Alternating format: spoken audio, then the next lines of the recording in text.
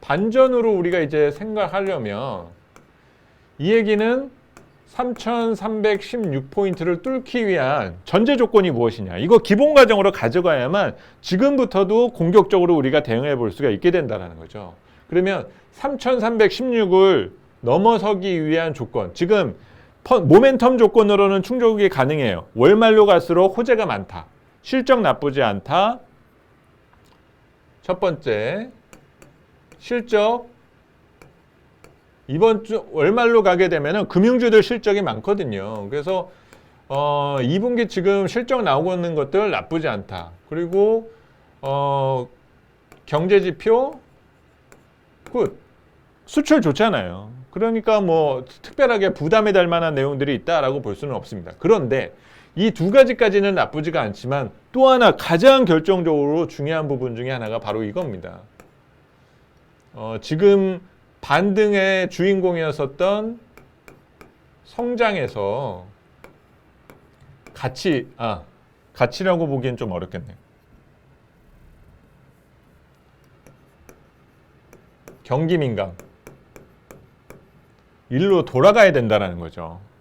경기 민감주로 돌아가줘야만 시장의 선순환이 3316을 뚫어주기 위한 새로운 에너지원을 공급해 줄 수가 있게 된다는 겁니다. 근데 요 로테이션이 원활하게 이루어지지 않게 되면은 시장은 반등이다,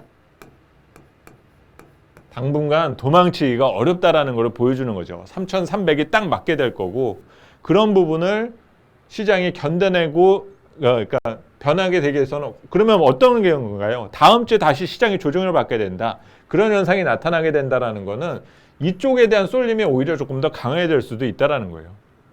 결국은 이거를 벗겨내기 위해서는 일로 넘어가는 로테이션, 열로 가게 되면 어떤 것들이 있을까요? 뭐 자동차라든지 철강이나 운송, 여행, 소비, 뭐 유통, 이런 것들이 힘을 받아줘야 된다는 거죠.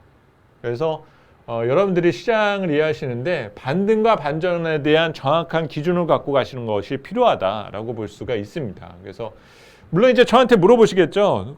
김쌤은 둘 중에 반전이에요, 반등이에요? 라고 이제 물어보실 수도 있는데, 이쪽이고 싶죠, 저도. 근데 그러면 기준을 뭐 하나 갖고 있어야 되지 않습니까? 그러면 적어도 확진자 수가 뚝뚝 떨어져야 된다는 거죠. 그래서 이번 주말이나 다음 주까지가 우리가 정말 안전한 방역 활동과 협조 등으로